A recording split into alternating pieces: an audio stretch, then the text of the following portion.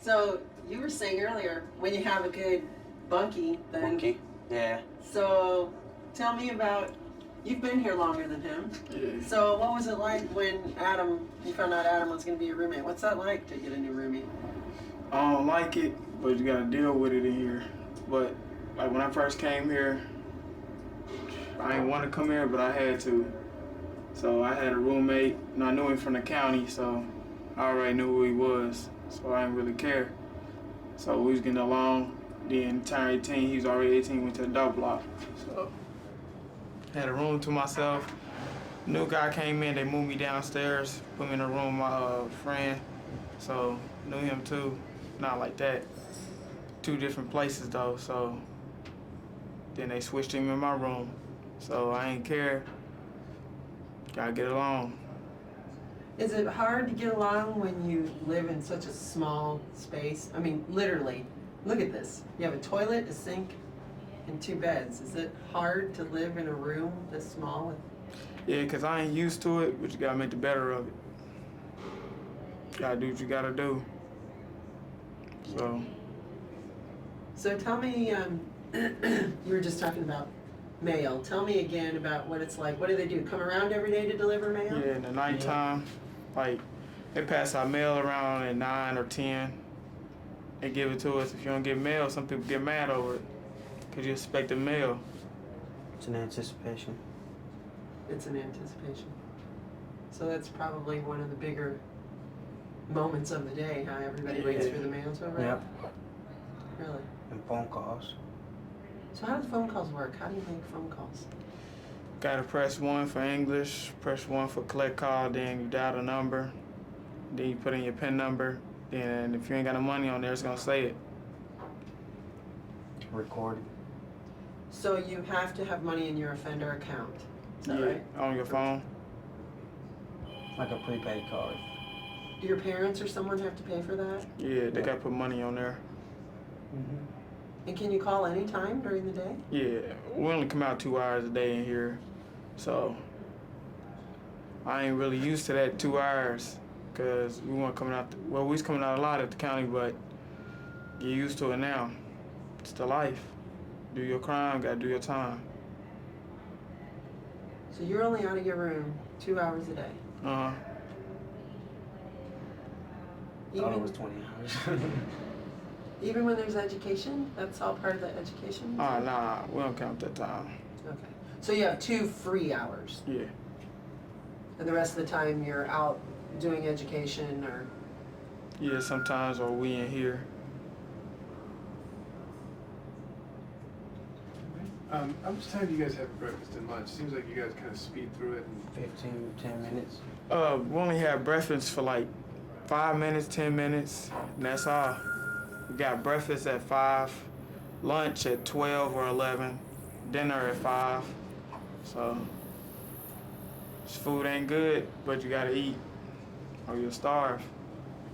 Does the routine ever get to you after a while? It's the Yeah. same thing every single day. Yeah, the routine that got to me when I got to county for a whole year, got used to it. Mama told me not to get used to it, but I got used to it anyway. So Okay, so both tell me how long you were in county. I was in county. I was in the county for a year and a month. So And that's county jail. Marion County. I was in Allen County Jail for about at least a year, almost a year. 9, 10 months. Paint the picture for me of what county jail's like. And hell, that's how I can. It's the only way I can picture it. It's you're up all day. Don't get me wrong, you're up all day. But man, you can't do anything. This is really better. I'd rather be locked down 2 hours here, however long you're locked down here, before I go back to county. It's way better. You don't get a TV in your room. They got TVs out there on the floors, but it's way better here. If you have any questions, feel free to ask me, okay? These are the visit rules, okay? And it tells them how to dress, tells them, what is acceptable. I'll tell you now. Just tell them to come dress modest, where nothing is showing, no sheer clothing, nothing too tight, because they will send them out. They will not let them visit. Okay, try to cover, as much as possible. It tells you on here what's acceptable. Okay, and they're not allowed to bring in money or anything. They can bring in like $20 worth of change, so that you guys can get something from canteen machines. Try to eliminate all the jewelry, earrings, everything. Okay, and try to ask them if they can. Try not to wear things with metal. If they have medical devices on them that they have to wear that have metal, it would be best if they tell us when they send their visit form in, give us that information, and we can put that in your packet and have that on file, okay? If they come in and they need a wheelchair or something, make sure that they let the officer know at the visiting, because we want to try to accommodate them. We don't want them walking out here and having an injury or something. I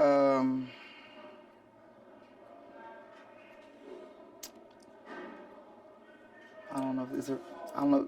Is there anything you want to ask me? 'Cause as far as I know, there might come up you might come up with some questions that you're not thinking of right now. Ask me anytime, okay? And this is the updated pamphlet for sexual assault, the one that I gave you earlier. These are medical forms. If you feel sick or something happens and you need to see medical, you need to complete this form, okay? Let the officer know that you need to see medical, and they'll put you on the medical list. When you go to medical, you need to take this form with you, okay? If you don't want to carry the form, you can drop it in the medical boxes out there, but they have to have a copy of this. And you need to tell them what you need to see them for, okay? Just give, state whatever the reason is, and then you have to sign it, okay? But make sure that you have this with you when you go out to see them. And that's even if you need to see the dentist or whatever. If you need to have glasses, you need to see an eye doctor, you have to put it on the medical form, okay? And I think, unless you have some more questions, that covers it all. When you send out those visit forms, you can send out 12, but you can only put 7 in an envelope and not have to pay additional postage, okay? Okay. All right. So that's it. Have any problems, let me know. If I could just, talk to her first.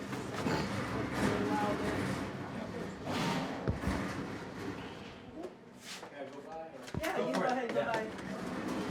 Thank you. Bye.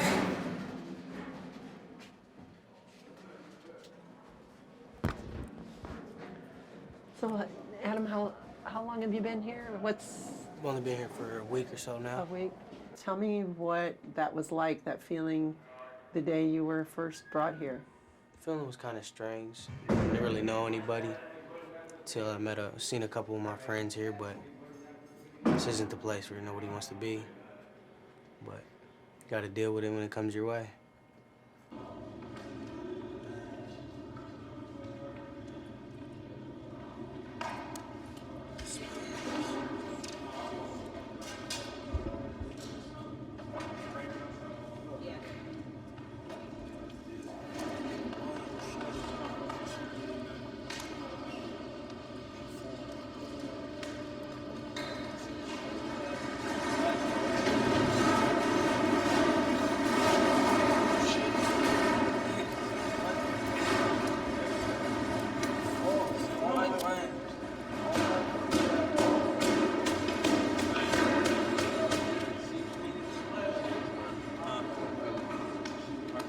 Talk while he trying to get his eat.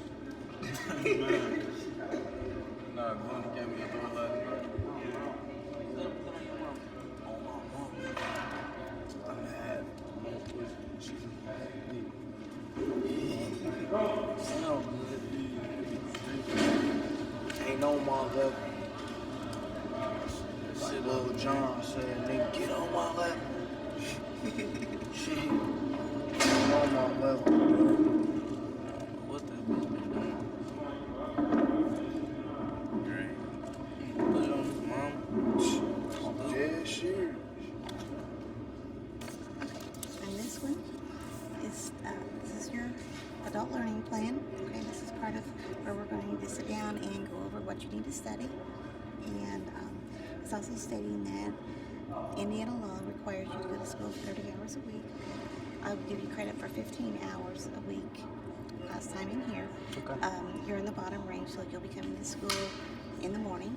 Okay, in the afternoon, that's considered your study time. So the work that we give, you work on it in your cell, and then you bring it out the next day. If you've got any questions, you can always ask me. Even when the upper range is out in the afternoon, if you've got any questions, just holler at me and I can get over there to you, okay? All right, so I need you to sign and date that.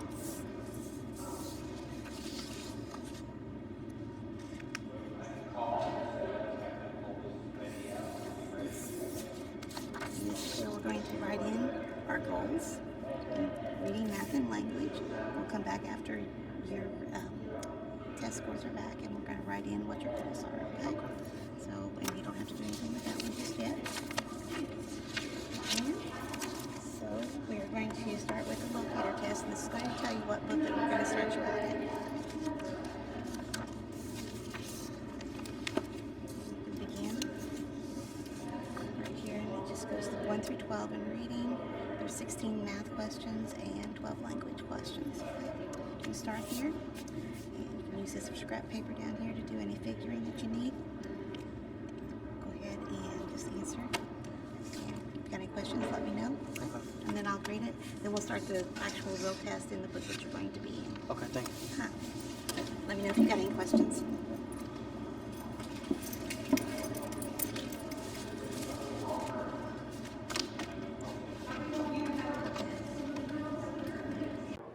My name is Adam Contreras, 17 years of age.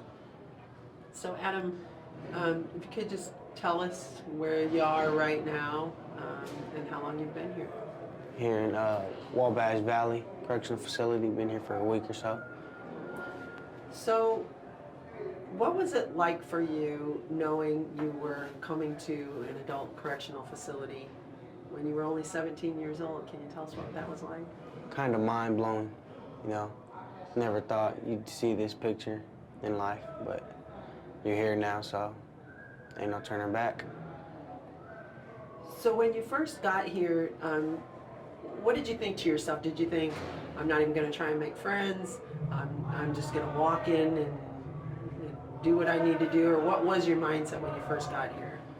If you could just start by saying my mindset when I first got here. My mind was set for, you know, I'm not gonna say really not make any friends because, you know, you can't go anywhere just not wanting to push everybody off, you know, because you gotta stay communicated with people, you gotta socialize with people. But I kind of set my mind for, you know, stay out of trouble, do what I gotta do to get home to my family.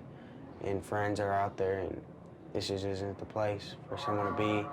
You don't have family or friends here. I mean, you might have a couple friends that you had out there, but this isn't the hangout spot. Can you tell us what brought you into the system to begin with? My charges were attempted murder, robbery, burglary, criminal recklessness, possession of a firearm.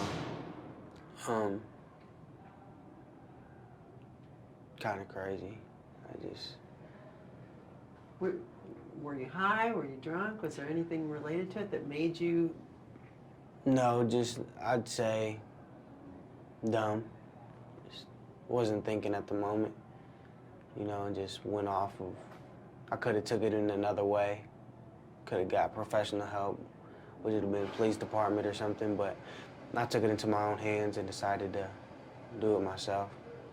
Just went the whole other way.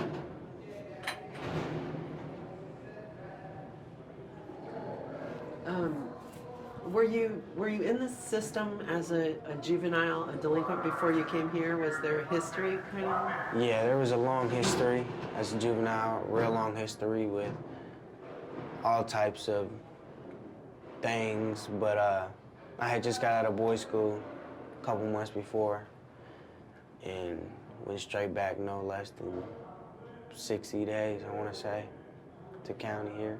Can you explain what?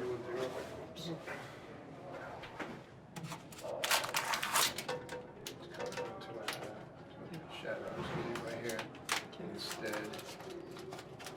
My bad.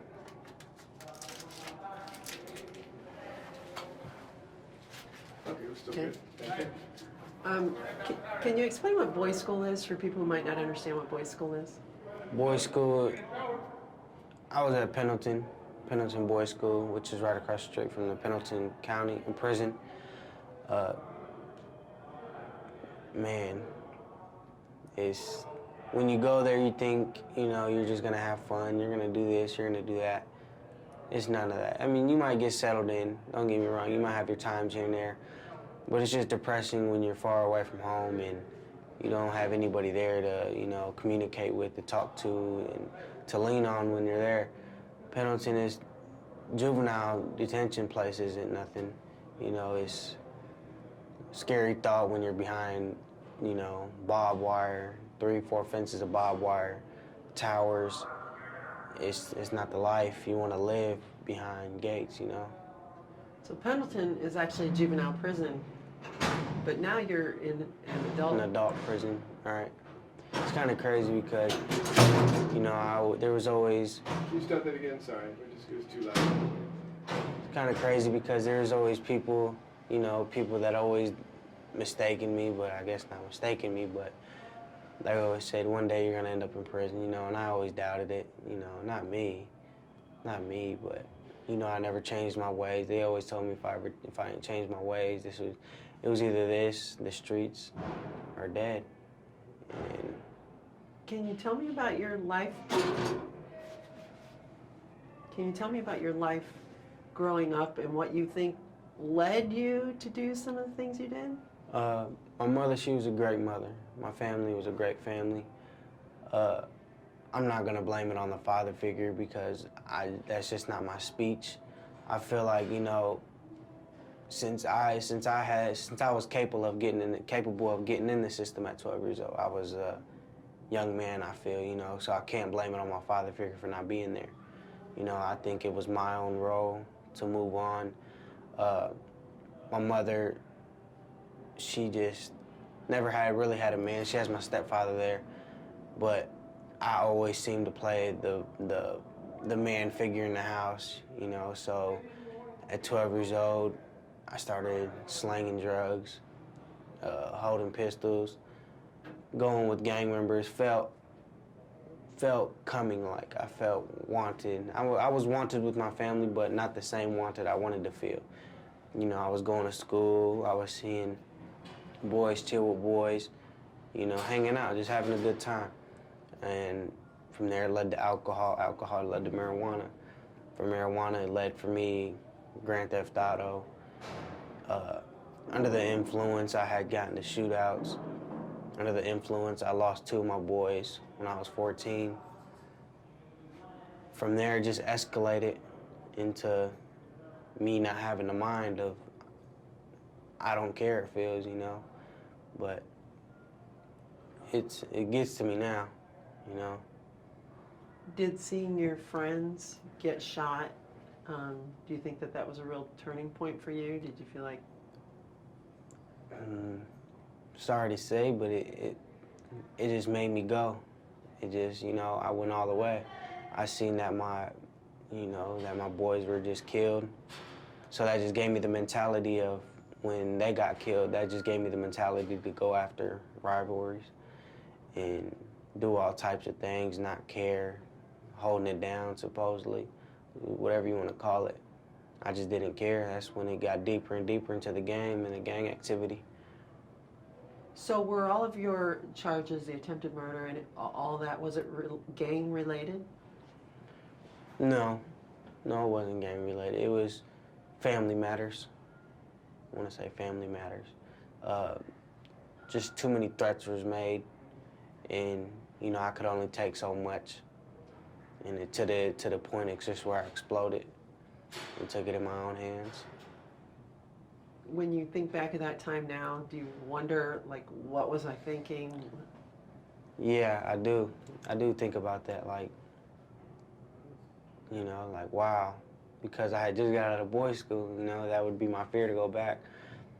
But it wasn't my fear, you know, when you had the gun in your hand, you just, feels like you're on top of the world, really, you know, but it just, I felt like I needed to, before he got me, I wanted to get him. And it should have been handled a whole nother way. Was this a family member? Yes. Do you feel like you were sort of acting in self-defense, though? Yeah, yep. Yes, because I know what he's reliable of, and I know what I'm capable of, you know, so it was either a family member on my side or him. So him, out of everybody. Did you try and make that case in court at all, or? On the day I had went to court, I went to court February 25th for my trial date. I had trial, it was in the middle of session. Prosecutor and attorney stood up and said they got a plea agreement for me. If I wanted to take it or not, we can continue on with trial. Right there, that was just like the dream of my life because I was facing 85 to life. So when they told me 30 years, I said, wow, you know, I could be out here when I'm 30-something thinking they're gonna give me the whole 30 to 15. They gave me 30 to 50, 30, execute 20, suspend 10, do 10. So, you know, if I was to come in here and do good, I could be out in 6 years, 4 or 5 years. It depends on me, really, you know. But if I was to mess up, get all types of write-ups for BS or whatever, I'd be here for the whole 10, and it wouldn't be worth it, you know. What do you think people on the outside think of you, think of what kind of kid you are? What would you want people to know about you that maybe they don't understand about you? Well, people don't know about me, really, except for my mother, honestly. My mother's the only one, is that, you know, I can give and give and give, and I can help all I want and do all that. People don't see that in me because they think I'm this monster, whatever you want to call me. But when it comes down to it, I'm the one that'll step out for anybody in the front line or help anybody. I'm a helper. And I can love, you know, and I love my family with all my heart. I love my friends. But people just don't see that in me. They don't think I have feelings or anything. So, you know, when this case happened, they just thought it was all just reaction. They didn't see behind the scenes what was going on. So since you had just gotten out of Pendleton and boys' school, did you think when this happened that, okay, they're going to send me back to boys' school? Did you ever think, I'm going to be heading to an adult prison? No. When I thought, matter of fact, when I was doing the criminal act, I told myself, I'll go back to boys' school till I'm 21. Whoop-de-whoop. What, 4 years? Okay. And I could do that. But when I got there, when I had got into court the next day, Jennifer Springfield, she had told me, you know, I was a menace to society. And it was kind of mind-blowing because I see where she's going now, you know. I'm 16 years old, and back when I was back in Juvenile, 13, 14, I used to hear about people getting waived. But never did I think it was going to be me. And boom, she said, you are now waived to adult court. And all I could do was just stare at my mom while she cried and cried her tears out. And, you know, from there, I told myself, you know, I lipped to her. I was like, it's all right, I'll get bonded out. You know, I got boys out there that got money, they'll bond me out. Well, when I got there, it was $50,000. It was $100,000, pay $50,000. My mom wasn't gonna do that at all. You know, nor my friends had that type of money to just put up. And my mom, she was willing to do whatever, which was putting up the house, putting up the car. But I knew, because of the case I got, I knew what I would have did, which was fled. Yeah. Would have taken off. Yeah. Do you regret what happened? Do you look back and think, man, I wish I could turn back time and start all over? I'm not gonna really say regret because, you know, I don't regret things in life. It's just a lesson learned in life, you know, so I really don't regret anything. But I sit back and think it could have been handled a whole nother way than which it was handled. But I sit back and, you know, just pray that, you know, have mercy on him for, you know, what was said. And I'm not the good guy out of all this. I'm not trying to position myself as a good guy at all. You know, I need to sit back and think, you know, what's going on. This isn't all a joke anymore. You know, I got 10 years, and 10 years isn't a joke, you know. I got family out there. My mother, she's getting older. My mother can't take this anymore. She's been going through, you know, 5 years for me already. So she can't take it anymore, you know, so. Did you ever think about that when you were in the midst of getting in trouble? Did you ever stop to think, in the middle of all of it, man, this is gonna kill my mom? You know, if I get caught, why am I doing this to my mom? That was the thing. I was selfish. I never cared what anybody thought. Anything. It's just, that was always an excuse for me when I got in here. Dang, my mom, my family. When I get on the phone, I promise Mom I'll do better. You know, just to hear spirit in her, you know, because every time I call her, she'd be down, you know, what's wrong, Mom? My baby's gone, you know. It's gonna be all right, Mom, you know, I'm a grown man. No, you're not a grown man. You're not. And, you know, it was hard for me to talk to her on the county phones and to see her in visitation. You know, I can see a person knows their mother. And every time she'd come into visitation, you can just, you know, she's doing fine physically, but I could just see right through my mother, and it wasn't right. I could tell it wasn't right. And when I get on the phone with her, she'd be sick, like real sick, and, you know, I'd blame myself. You know, she'd tell me not to blame myself, and I'd say, okay, just to, you know, make her feel better. But when I got off that phone, it was just a whole disaster, you know, because I knew it was me. I was killing my mother softly. So you said you had a great family, but obviously was there something, you know, that you were surrounded by, neighborhood, gangs? Was there, it's hard for a lot of people to understand how kids just suddenly turn to a life of crime. And what makes some kids do it and other kids not do it? Was your neighborhood bad? No, neighborhood was real good. Neighborhood was real good. It's just the people in the neighborhood. I was into sports. I love basketball, but they was just goody-goody, and I wasn't the goody-goody type, you know. I was going to a Christian school for a little bit.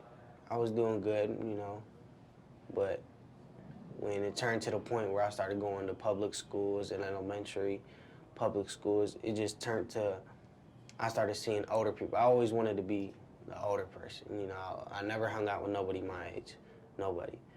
And I seen they was getting money, I seen the cars, I seen the clothes, I seen the women, you know, I seen the guns, you know. It turned me on, like, wow, you know, I want that to be me one day.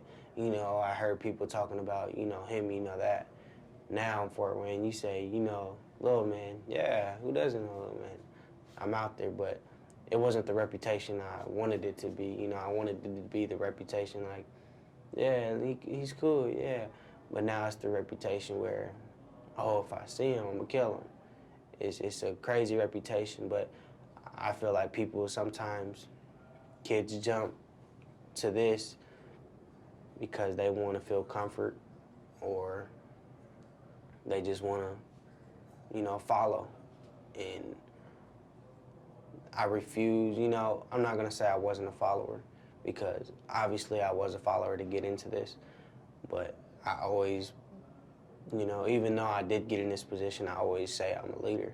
I'm going to be a leader, you know. I got a little brother out there, and I wouldn't know what to do if he was in here. Man, you know, he's great. I wouldn't know what to do with him in here. Is he getting in any trouble at all right No, now? matter of fact, my brother's doing good, my little brother, you know. he went, you know, every time I talked to him, you know, because he was doing bad for a little bit in the grades, and, you know, that's how I started, grades. You know, so I'm not gonna let him get bad grades.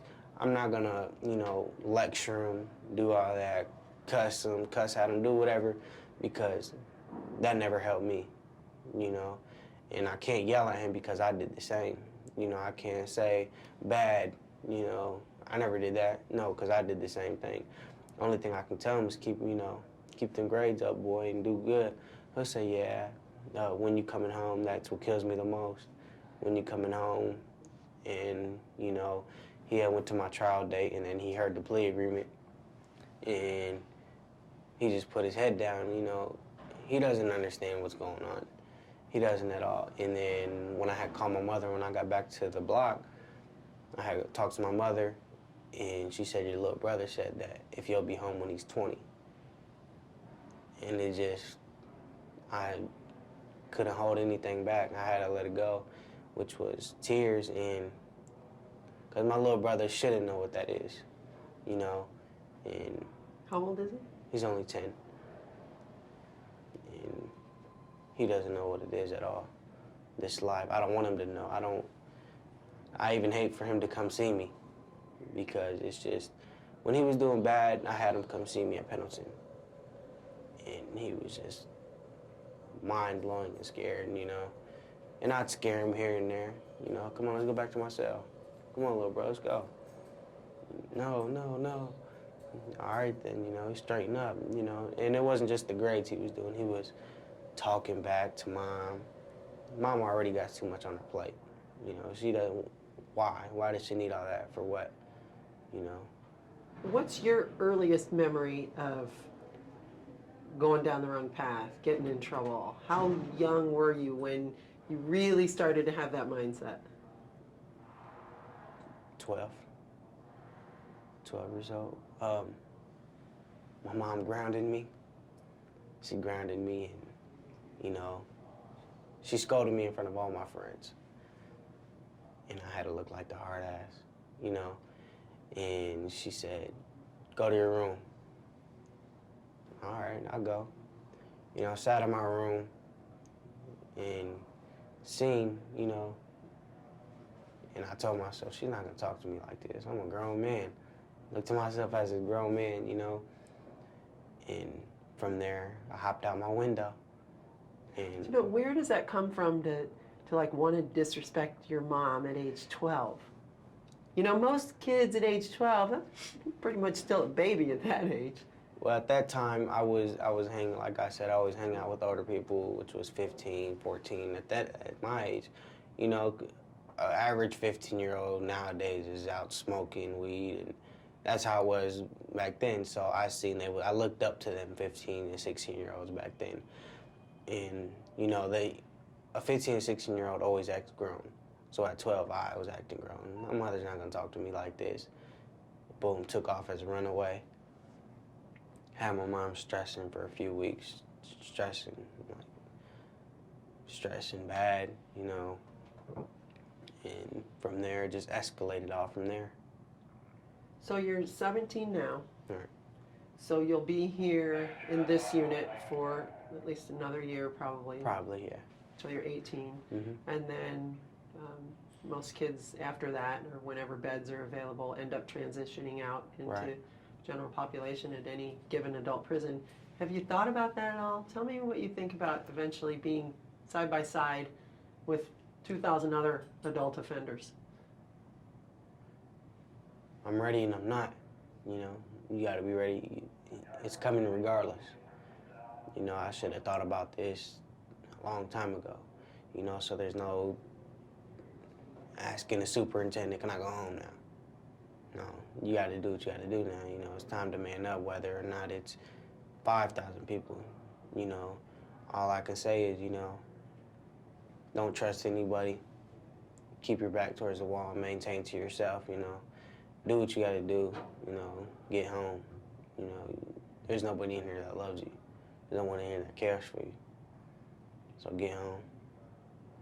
Are you afraid at some point that you're going to if you serve your whole 10 years, that you're going to become hardened to this whole life behind bars and be just another adult prisoner like everybody else?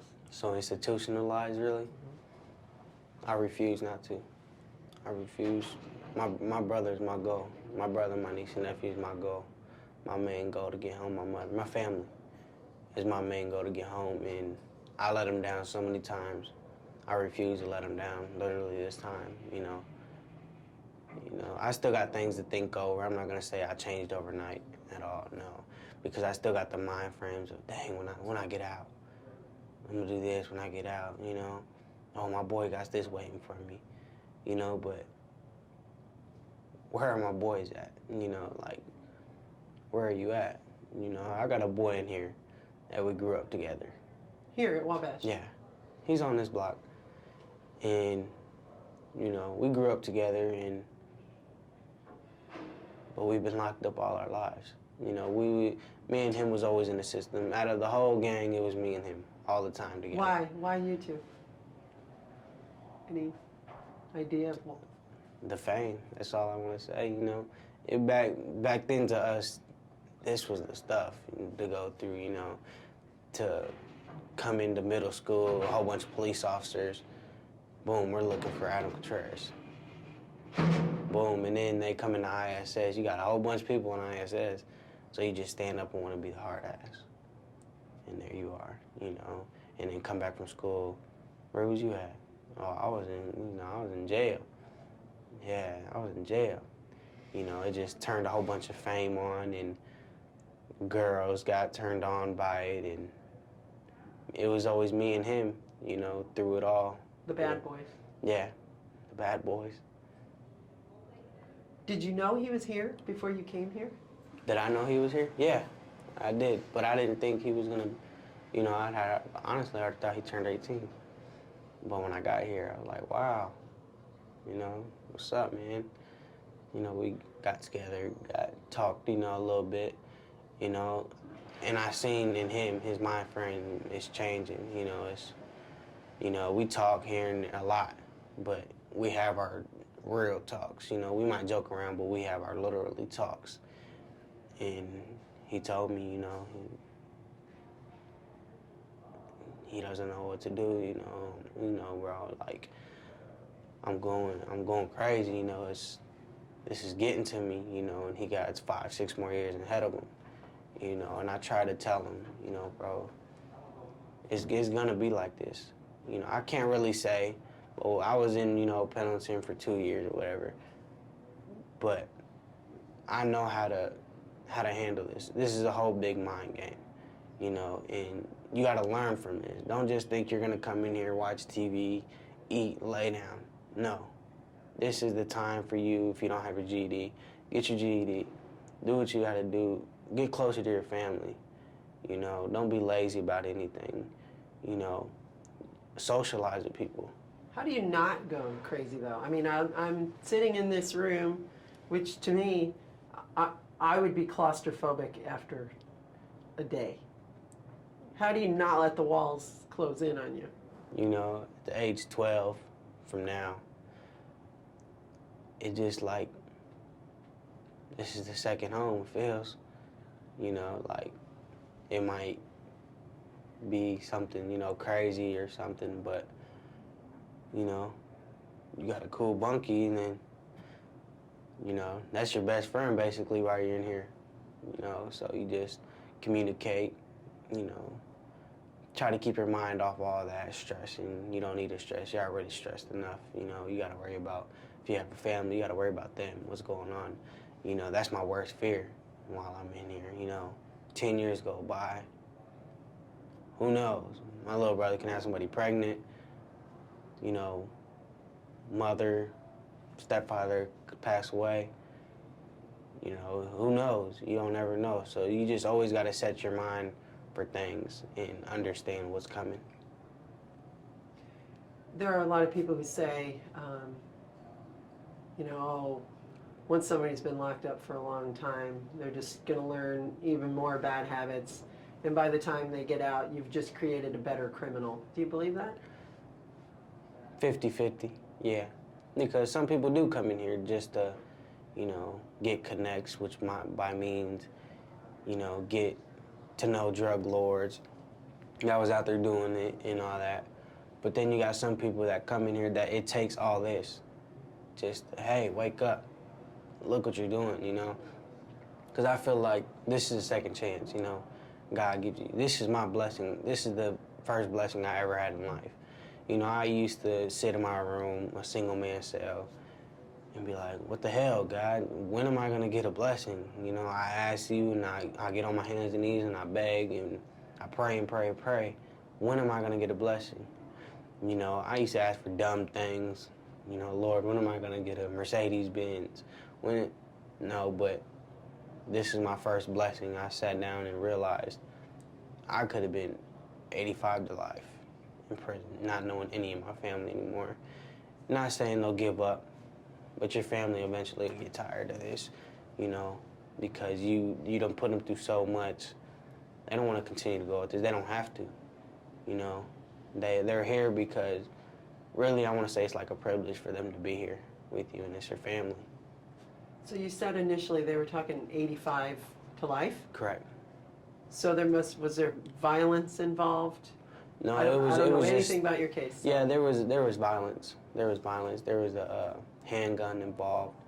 There was somebody had gotten shot several times, multiple times. The reason why they looked at the 85 years was because of the felonies, what the felonies were. There was A's. And then they looked at my background and seen this wasn't the first shootout I ever been in. This wasn't the first possession of a firearm. And what really hurt me was the tattoos and the gang relation, and then the alias. That's what hit it all. That's what just sparked the fire right there. Alias and the gang. What's your alias? Little man. What, I think, you know, most people can't, like, I can't imagine having a gun in my hand and actually pulling the trigger, but I've talked to so many kids over the past 13 years and doing this for so long. And so many kids say to me, it's like I wasn't really in my right mind. Like, when I was doing it, it's almost like it wasn't me doing it. I kind of removed myself from the situation and just started firing. I had my mind set for it. You know, I knew what I was going in for. You know, I was going in to kill. That was my goal. You know, but yeah, I do agree with you on that. You know, once you pull that trigger, it feels like it starts to twitch and you can't let go. You know, and then once you shoot somebody once, or once you fire a gun once, you're like, dang, you've already experienced it. It's nothing really, you know, just a loud shot and a boom. You know, someone could be hit. You know, innocent bystander can be hit. And I've been in situations where innocent bystander was hit. You know, a little girl was hit. And it's just crazy. This game is messed up. It really is. And no fear? Like, is there an adrenaline rush? Are you scared? When you're having... When you're in the middle of some gunfight. It's crazy because you can't see a bullet. You can't at all. It goes so fast you can't see it. You know, and I've been in standoff shootouts, you know. Him right there, me right here, shootouts. And just shoot, you know, and you just don't... I've been in the big shootout, gang shootouts, and it's like, dang, I'm running and just one of these bullets hit me, it's over. Are you surprised you're not dead? I ask God every day. I ask him, like, you know, he done took, like, so many of my people. Since I've been in the game, I done lost 16 boys, and I'm only 17. And all over gang violence and all over by the gun. The streets, you know, would escalate it. You know, it escalated. The streets escalated. And gang violence, and... You just wonder where it ends. Right, like, you know, I ask God, like, what am I doing right, you know? And my mom always says, you're here for a reason, babe. What's the reason, Mom? You're here for me. And then I'd be like, dang, I am here for you, Mom, you know, I am. But then I look at the street life, and, you know, I would think the gun would have been took me through all the things I've been through, all the shootouts, all the deaths the funerals I've been through. You'd think it'd be my turn next, you know, and just all the times I could have been shot, and, you know, guns put into my head, to my throat, whatever. It's a God blessing.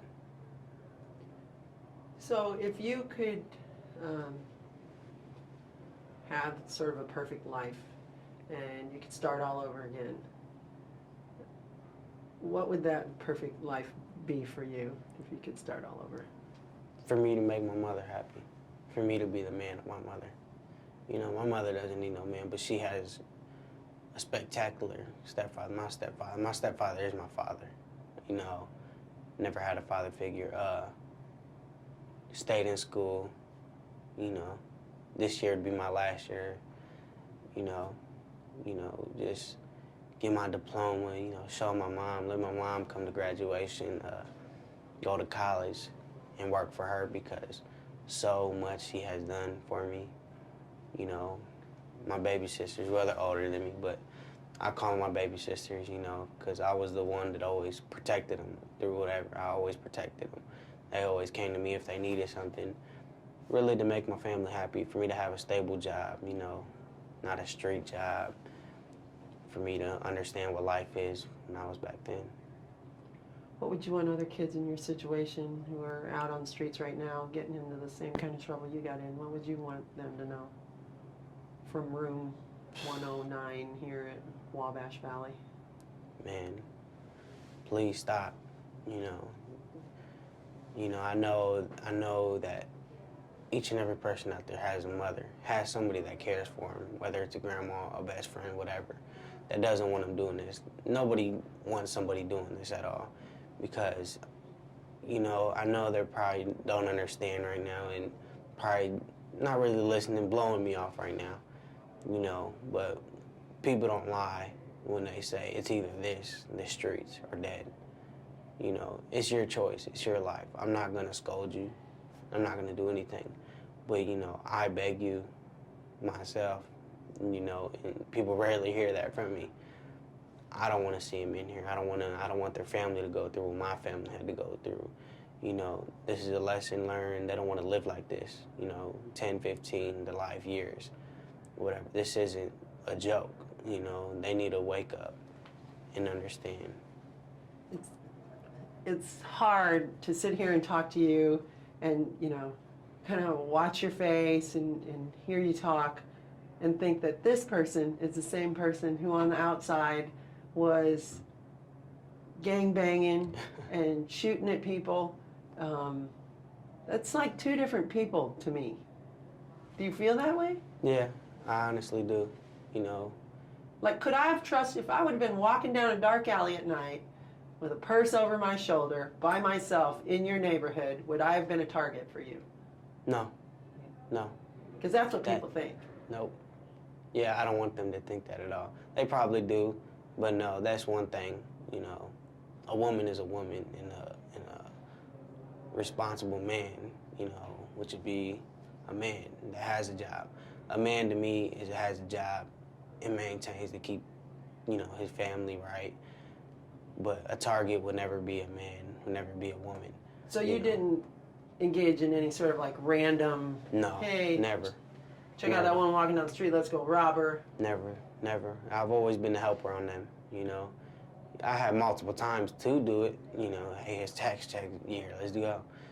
No, that ain't me, man, you know. I got families, I wouldn't know what to do if somebody did that to my mother.